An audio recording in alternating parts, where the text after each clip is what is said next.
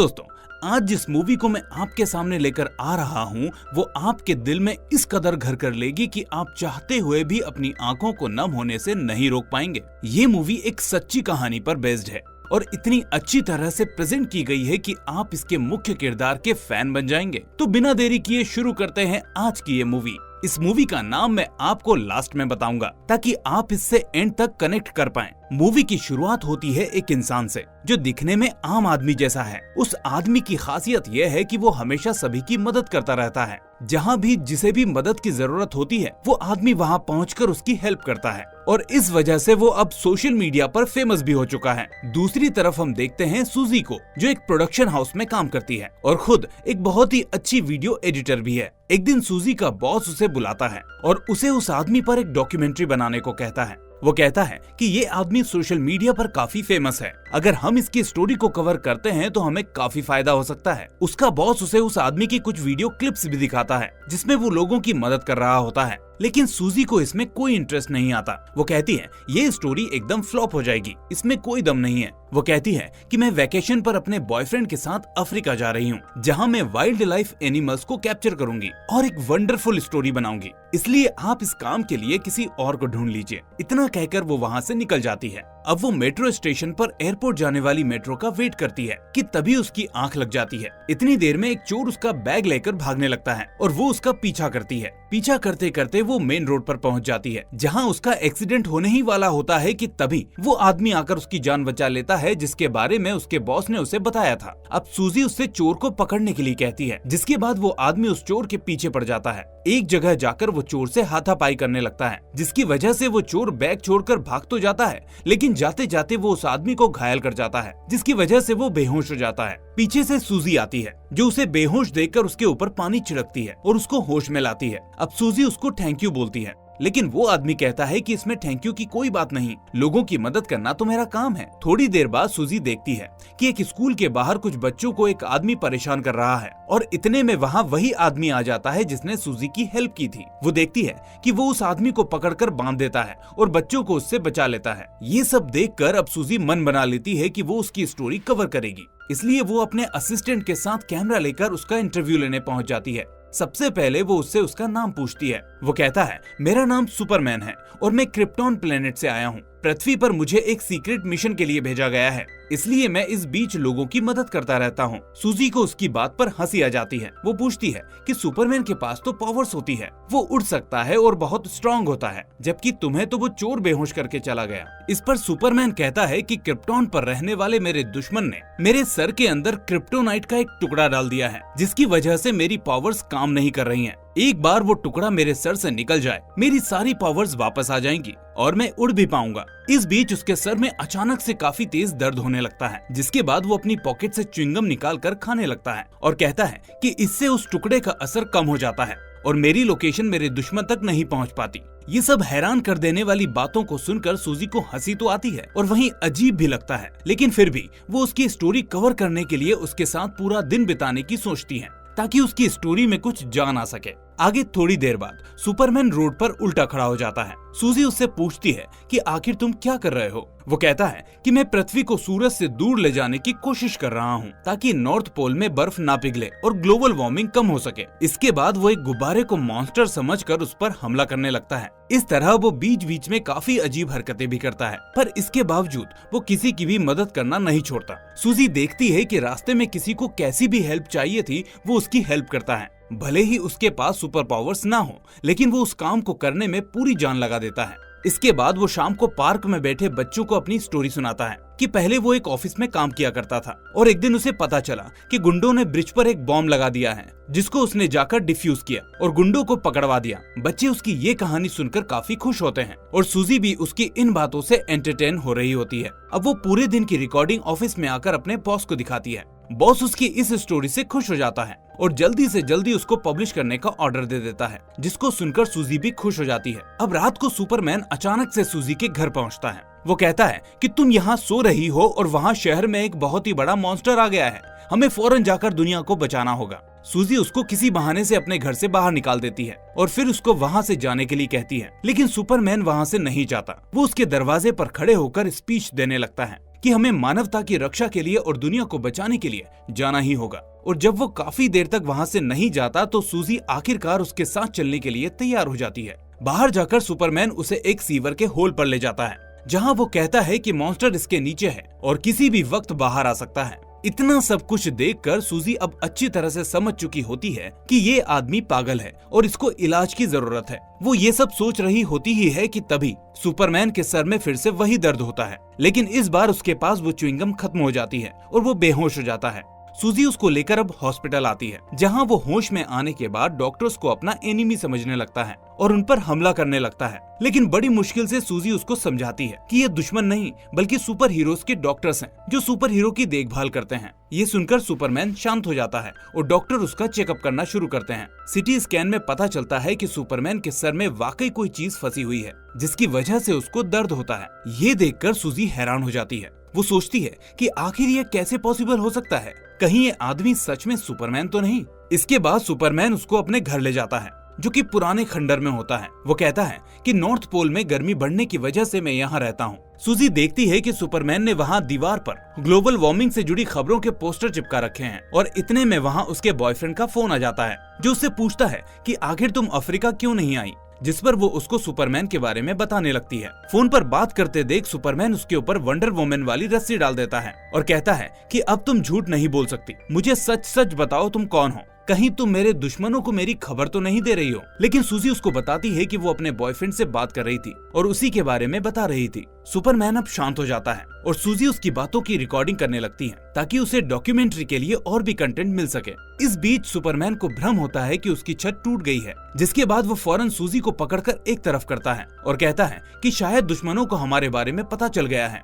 और वो हम पर हमला कर रहे हैं। लेकिन सूजी उसको समझाती है कि सब कुछ नॉर्मल है, कोई भी छत नहीं टूटी है और किसी भी दुश्मन ने हमें नहीं देखा है। इतनी देर में वहाँ एक छोटी लड़की आ जाती है जो सुपरमैन की अच्छी दोस्त होती है। दोनों मिलकर डांस करने लगते हैं और अब वो तीनों मिलकर उस घर की छत पर चले जाते हैं। छत पर जाकर सुपरमैन कूदने की तैयारी करने लगता है। वो कहता है कि देखो मैं तुम्हें दिखाता हूँ कि उड़ते कैसे हैं। लेकिन सूजी समझ जाती है कि अगर उसने ऐसा किया तो वो सीधे नीचे गिर जाएगा। वो जल्दी उसे रोकती है और कहती है शायद तुम भूल गए हो कि तुम्हारे सर में दुश्मन ने वो टुकड़ा डाल रखा है, इसलिए तुम्हारी पावर्स अभी काम नहीं करेंगी, इसलिए पहले हमें इस टुकड़े को निकालना पड़ेगा। थोड़ी देर सोचने के बाद सुपरमैन वापस उतर आता है कि तुम बिल्कुल सही कह रही हो। सुपरमैन की ये हालत देखकर सूजी डिसाइड करती है कि वो इस आदमी की सच्चाई पता करके रहेगी कि आखिर ये कौन है और इस हालत में कैसे आया। इसलिए वो अगले दिन से उसे रोज मिलने आती है। वो देखती है कि रोज वो किसी न किसी की मदद करता ही रहता है और कभी नहीं थकता। इस बीच एक दिन वर्ल्ड अर्थ डे आता है, जहाँ सुपरमैन स्टेज पर चढ़कर बहुत ही बेहतरीन स्पीच देता है, जिसको सुनकर सभी मोटिवेट हो जाते हैं और उसको हवा में उछालने लगते हैं। इसके साथ साथ वो भीड़ सूजी को उठा लेती है और इतने लोगों के बीच में वो सोचने लगती है जैसे वो सुपरमैन के साथ कहीं हवा में उड़ रही हो। हालांकि वो जानती थी कि उसका ये सब भ्रम है और कुछ नहीं। अब उसी रात सुपरमैन जब सो रहा होता है तो उसे बाहर से कुछ आवाजें सुनाई देती है। वो बाहर जाकर देखता है तो एक क्रेन को मॉन्स्टर समझकर उसके ऊपर हमला करने लगता है। वो क्रेन एक सरकारी काम कर रही होती है, जिसकी वजह से वहाँ के लोग उसे रोकने लगते हैं, लेकिन वो उनसे लड़ने लगता है और हमला करने लगता है। काफी देर हो जाने पर आखिरकार वर्कर पुलिस को फोन करते हैं और पुलिस उसे पकड़कर ले जाती है। पुलिस स्टेशन में उसकी अजीब सी बातों और हरकतों को देखकर वहाँ का इंस्पेक्टर एक डॉक्टर को उसके चेकअप के लिए बुलाता है। डॉक्टर कहता है कि ये एक मेंटल पेशेंट है, इसलिए इसे फौरन मेंटल हॉस्पिटल ले जाना पड़ेगा। पुलिस उसे फौरन मेंटल हॉस्पिटल भेज देती है और वहीं सूजी को पता चलता है कि सुपरमैन अब मेंटल हॉस्पिटल में है। पहले वो उसके घर जाती है, जहाँ उसे उसकी फैमिली की फोटो दिखती है, जिसमें सुपरमैन और उसका बेटा होता है। इसके बाद वो उन फोटोग्राफ्स को लेकर सीधे मेंटल हॉस्पिटल पहुंचती है और डॉक्टर से मिलने के बाद सुपरमैन तक पहुंचती है। वो उससे उसी के तरीके से बात करती है, इसलिए वो उसके ऊपर वही वंडर वुमन वाली रस्सी फेंकती है और कहती है कि अब तुम्हें सच बताना होगा, तुम झूठ नहीं बोल सकते। बताओ मुझे तुम्हारा नाम क्या है और तुम्हारी ये हालत कैसे हुई, तुम कहाँ से आए हो और तुम्हारे सर में वो क्या चीज फंसी हुई है। सुपरमैन सोचता है कि सूजी अब दुश्मनों के साइड हो चुकी है, इसलिए वो उल्टा उस पर हमला कर देता है, जिसके बाद वहाँ का स्टाफ सूजी को उससे बचाता है। अब सुपरमैन को मेंटल हॉस्पिटल की इंटेंस केयर में पहुंचा दिया जाता है, जहां सुपरमैन को अपने पुराने विजन्स आने लगते हैं, जिससे हमें पता चलता है कि आखिर सुपरमैन की ये हालत कैसे हुई। दरअसल सुपरमैन का असली नाम ली होता है, जो एक दिन अपने बेटे और वाइफ के साथ कार से बाहर जा रहा होता है। तभी रास्ते में रखे हुए पेट्रोल के ड्रम से उसकी टक्कर हो जाती है, जिसकी वजह से वो तीनों घायल हो जाते हैं। अब ली जैसे तैसे उस कार से बाहर निकलता है और अपनी बीवी और बेटे को बचाने की कोशिश करता है। उसका बेटा उसका हाथ पकड़ता है और उससे कहता है कि पापा, मुझे पता है कि आप सुपरमैन हैं। मैं 10 तक गिनती पढ़ूंगा और आप मुझे सुपरमैन बनकर बचा लेंगे। ली उससे कहता है, हाँ मेरे बेटे, मैं तुम्हें बचा लूंगा। इसके बाद ली अपनी पूरी जान लगा देता है, लेकिन कार से अपनी वाइफ और बच्चे को बाहर नहीं निकाल पाता। वो सड़क पर चल रहे लोगों से मदद मांगने की कोशिश करता है, लेकिन सभी उसकी शक्ल देखते रहते हैं, पर कोई भी उसकी मदद करने के लिए आगे नहीं आता। आखिरकार उस ड्रम से पेट्रोल बहकर उसकी कार तक आ जाता है, जिसके बाद कार में एक तेज ब्लास्ट होता है और उसकी बीवी और बच्चा उसमें मर जाते हैं। दोस्तों, मूवी का ये सीन इतना इमोशनल है कि आप अपनी आंखों को नम होने से नहीं रोक पाएंगे। मतलब मैं सच में इस सीन को शब्दों में बयान नहीं कर पाऊंगा। खैर, इसके बाद ली बेहोश हो जाता है और अपना मानसिक संतुलन खो बैठता है। उस दिन के बाद से वो हमेशा लोगों की मदद करता है ताकि कभी किसी को कोई चोट ना पहुंचे। दुनिया में कई लोग उसके इस काम का मजाक बनाने लगे तो कई उसे अच्छा भी समझते थे, क्योंकि वो बिना सोचे समझे दूसरों की मदद करता रहता। और चूंकि उसका बेटा उसे सुपरमैन समझता था, इसलिए उसने अपने दिमाग में खुद को सुपरमैन मान लिया था जो दूसरों की मदद करता है। अब ये सभी बातें प्रेजेंट टाइम में सूजी को भी पता चल जाती हैं, क्योंकि उसे ली के बारे में इन्वेस्टिगेशन करने पर एक आर्टिकल मिलता है जिसमें उसके परिवार के एक्सीडेंट वाली खबर छपी थी। इसके बाद वो डॉक्टर से पूछती है कि आखिर इसके सर में क्या है, तो डॉक्टर्स कहते हैं कि इसके सर में एक गोली है। हमें नहीं पता कि ये कहां से आई, लेकिन ये गोली इसके सर में काफी पहले से है। और तभी हमें ली के विजन से पता चलता है कि उसके पिता एक बहुत ही बड़े गैंगस्टर थे जो ली को बेहद प्यार करते थे। लेकिन एक दिन दुश्मनों के हमले में ली के पिता की मौत हो गई और ली के सर में एक गोली लगी, जिसके बाद वो बेहोश हो गया और वही गोली आज तक उसके सर में है। खैर, अब ली का इलाज चलने लगता है, जहां डॉक्टर्स उसे अच्छा कर देते हैं। ली की याददाश्त वापस आ जाती है और डॉक्टर उससे उसका नाम पूछते हैं। इस बार वो अपना नाम ली बताता है और बिल्कुल बदल जाता है। अब वो किसी की मदद नहीं करता। लोग उसे सुपरमैन सुपरमैन बुलाते हैं, लेकिन वो उनकी बातों पर ध्यान नहीं देता, ना ही उसे किसी से कोई फर्क पड़ता है। वो तो पूरी तरह से अपनी बीवी और बेटे के बारे में सोचता रहता है और अंदर ही अंदर खुद को उस दिन अपने बेटे को ना बचा पाने के लिए कोसता रहता है। इस बीच एक दिन रोड पर एक्सीडेंट होता है, जिसकी वजह से पास वाली बिल्डिंग में गैस लीकेज की वजह से आग लग जाती है और उसमें एक बच्ची फंस जाती है। ये सब होते हुए ली देख लेता है, लेकिन वो कुछ नहीं करता और चुपचाप बाकी लोगों की तरह वहाँ खड़ा हुआ देखता रहता है। इतनी देर में उस जगह की खबर लेने के लिए सूजी भी वहाँ आ जाती है।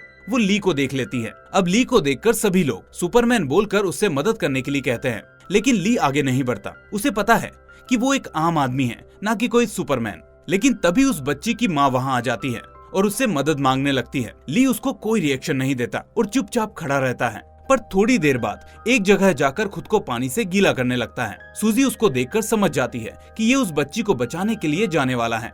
वो फौरन उसके पास जाती है और उसको रोकती है। वो कहती है कि तुम वहाँ नहीं जा सकते, अगर तुम वहाँ गए तो मारे जाओगे। अब तुम अपने अंदर से अपने बेटे और वाइफ की मौत का गम निकाल दो, खुद को माफ कर दो और नई जिंदगी शुरू करो। लेकिन ली की आंखों में आंसू होते हैं। वो सूजी से कहता है कि जिस तरह वो माँ आज सभी से हेल्प मांग रही है, उसी तरह मैं भी एक दिन ऐसे ही रो रो कर लोगों से मदद मांग रहा था। अगर उस दिन लोगों ने मेरी मदद की होती तो मैं पागल नहीं होता, और इसीलिए अगर मैंने उस बच्ची को आज नहीं बचाया तो शायद मेरा बेटा मुझे कभी माफ नहीं करेगा, क्योंकि उसकी नजरों में आज भी मैं सुपरमैन ही हूँ। और इतना कहकर वो सूजी से लास्ट में पूछता है, तुम जानती हो ना मैं कौन हूँ? सूजी रोने लगती है और कहती है, तुम मेरे दोस्त हो, मेरे सुपरमैन हो। ये सुनकर सुपरमैन फौरन उस बिल्डिंग की तरफ भागता है और उसके अंदर चला जाता है। अब सभी लोग अपनी सांसें थामकर उसके बाहर आने का इंतजार करते हैं, लेकिन सुपरमैन को वापस आने का रास्ता नहीं मिलता, तो वो खिड़की से ही उस बच्ची को लेकर छलांग लगा देता है। सूजी देखती है कि वो एकदम सुपरमैन की तरह उड़कर उस बच्ची को वापस लेकर आ जाता है, लेकिन तभी उसके सामने हकीकत आती है, जहां उसे पता चलता है कि सुपरमैन ने खिड़की से छलांग लगाकर उस बच्ची को बचा तो लिया, लेकिन खुद इस दुनिया में नहीं रहा। अब सभी लोग वहां खड़े होकर रोने लगते हैं और सुपरमैन की स्टोरी अगले ही दिन अखबारों में छप जाती है। इसके बाद उसकी बॉडी को सुपरमैन के निशान के साथ ही दफना दिया जाता है, जिसको देखकर सूजी की आंखें नम हो जाती हैं। और यही होता है इस बेहतरीन मूवी का दी एंड। दोस्तों, आज मैं आपसे लाइक और शेयर करने के लिए नहीं कहूंगा, बल्कि सिर्फ इतना कहूंगा कि अगर आप इस स्टोरी से कनेक्ट हो पाए तो कमेंट में अपना प्यार जरूर लुटा देना। हमें बताइएगा कि ये मूवी आपको कैसी लगी और क्या ऐसी इमोशनल ड्रामा मूवी आप देखना पसंद करेंगे। इसके साथ ही साथ अगर आप इस मूवी को देखना चाहते हैं तो हमें इंस्टाग्राम पर डीएम कर सकते हैं, जिसकी लिंक डिस्क्रिप्शन में है। अगर आप पहली बार हमारे चैनल पर आए हैं तो चैनल को सब्सक्राइब करने के साथ साथ नोटिफिकेशन बेल को भी दबाना ना भूलें, अब मैं मिलूंगा आपसे अगली ऐसी ही शानदार मूवी के साथ। Till then see you, take care and thanks for watching.